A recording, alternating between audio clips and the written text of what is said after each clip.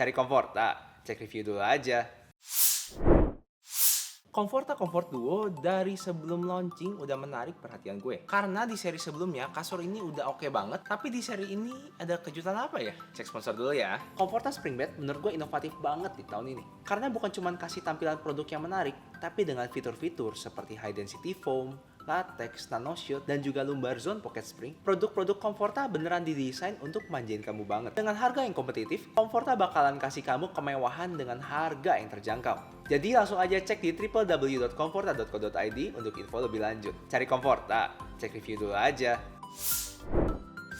Nah, sebelum bahas spesifikasinya, kita intip dulu yuk bentuk kasurnya. Check this out.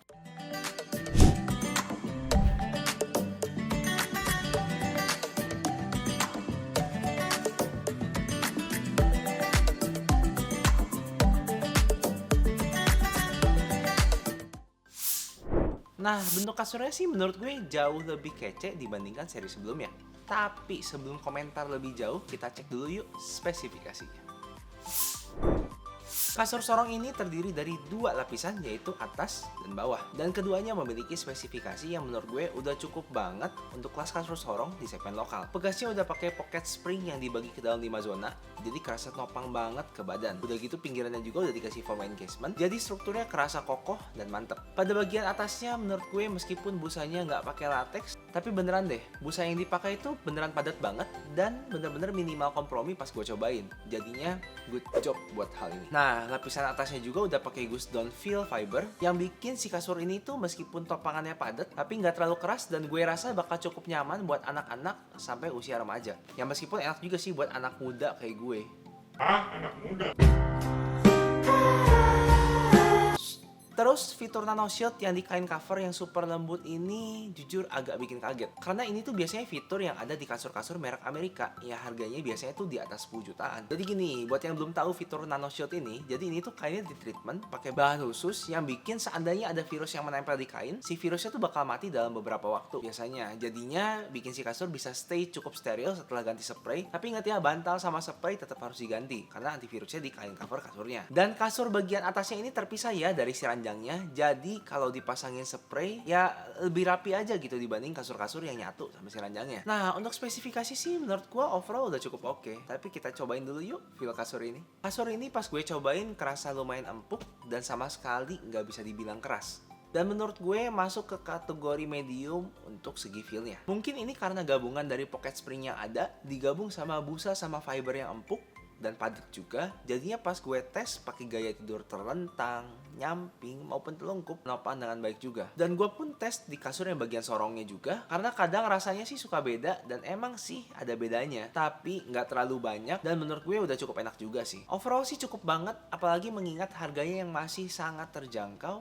Tapi jangan ambil keputusan dulu karena kita harus bahas dulu pros dan consnya. Prosnya, kasur dengan spesifikasi pocket spring dan atasnya udah bisa dilepas kayak gini, menurut gue udah cukup banget buat dikategorikan kasur anak atau kasur sorong yang premium. Karena biasanya si kasur atas ini tuh nyatu sama si divannya dan bikin looksnya beda aja sih. Feelnya nggak beda jauh gitu loh sama kasur atasnya. Menurut gue udah jadi poin tambahan yang perlu diapresiasi dari kasur ini. Feel permukaan yang cukup adem dari kain covernya dan busa yang cukup tebal dan padat, dan juga pegas yang udah cukup bagus, bikin si kasur ini jadi oke banget untuk kelas harganya, bahkan melebihi ekspektasi gue. Tapi untuk consnya, sayang banget kasur ini belum dilengkapi sama busa latex di bagian atasnya. Di satu sisi gue kecewa, tapi di satu sisi gue juga ngertiin sih, karena Comforta pengen ngejaga harga produk ini tetap kompetitif di range harga under 7-8 jutaan untuk satu set kasur dengan ranjangnya. Tapi menurut kamu fitur latex tuh penting gak sih buat sebuah kasur?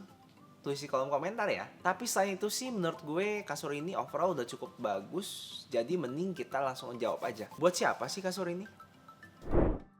Kasur ini adalah buat kamu yang cari kasur sorong yang bagian atasnya bisa dilepas di range harga di bawah 7-8 jutaan untuk satu set kasur sorong udah lengkap sama divan sandarannya ya. Karena kalau beli kasur sorong yang harganya 5 juta ke bawah, biasanya tuh bagian atasnya nyatu sama si kasur dan feel-nya tuh nggak seenak si kasur ini. Dan kalau mau yang dapetin feel kayak gini pun di brand lokal lain harus keluarin budget di atas 8 jutaan biasanya. Dan menurut gue trade off yang dilakukan oleh Comforta sejak seri sebelumnya bikin kasur ini punya keunggulan sendiri dan wajib banget buat kamu coba. Dan Dan menurut gue gini, trade off yang dilakukan sama Comforta di produk ini bikin kasur ini punya kelebihan yang unik dibandingkan brand-brand lain dan model-model lain juga. Jadi buat kamu yang mau beli kasur sorong, wajib banget buat cek produk ini sebelum bikin keputusan pembelian. Segitu aja videonya. Thanks buat Comforta Indonesia yang udah sponsorin video ini. Kamu bisa langsung cek semua produk terbaru Comforta di www.comforta.co.id untuk info lebih lanjut. Thanks buat kamu yang udah nonton video ini sampai habis. Jangan lupa like videonya, share ke teman kamu yang lagi cari kasur, dan jangan lupa subscribe.